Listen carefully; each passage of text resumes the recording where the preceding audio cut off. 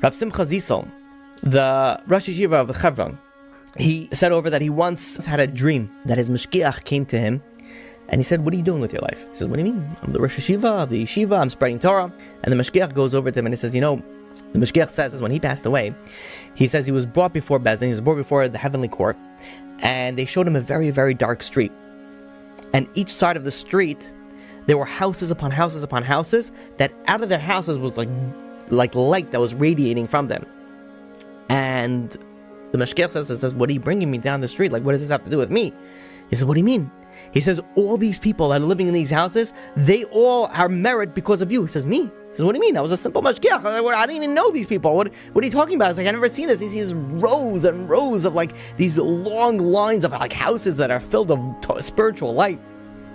And the heavenly court tells him, says, "What did you do before you were the Mashgiach?" He says, "I was a Maggid." What is a Maggid? A Maggid would go around from town to town and try to give speeches and bring people closer to Kadosh Baruch Hu, closer to God, closer to Torah, closer to mitzvos. So they asked him, he says, "Were you successful in what you did?" He said, "To be honest, I don't know." He says, "Whenever I went from town to town, I didn't get large crowds. I got very small crowds. 8 people, 10 people, 15 people.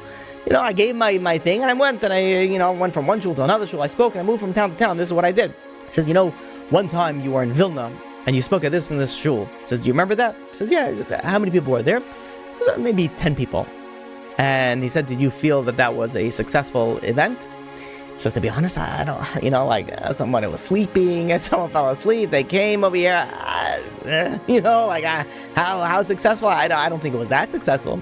So they tell us to him in a heavenly court, and they say, there was 3 women in the women's section. One of the women were very tired, and she was a seamstress, so she would sew to try to go and listen to the class that you gave. Do you remember what you spoke about? He says, "Yeah, I spoke about, the things about the youths, the nowadays, and the youth, they don't have any connection to Torah and Yiddishkeit and mitzvos.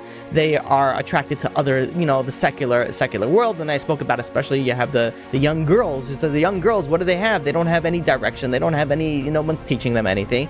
Those are the topics that I spoke about." Said what the heavenly court tells him, says, there was a woman over there, the seamstress, that was sitting in the women's section, and she was very affected by that. She said, "What, you're right. There's nothing done for the young girls. There's no educational system that's something, like, what are we going to do?" So she goes and she decides, she had a small apartment. She decides that she's going to go and give a class, a weekly class to these young girls. And the girls came and they were very inspired. And this class grew. And it grew until they needed to go and move into a building. And eventually they outgrew this, and there was another branch that opened up somewhere else, another branch that opened up somewhere else. And this girl who heard your class, her name was Sarah Schneer.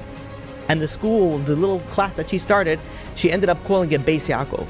The whole world now, all the girls' schools are all Beis Yaakov, right? Or some variations of Beis Yaakov. They all come to credit to you. It says you gave that one class to 10 people, but there was 3 women in the women's section that were inspired, and they did something for you. All these houses, these are all in your merit.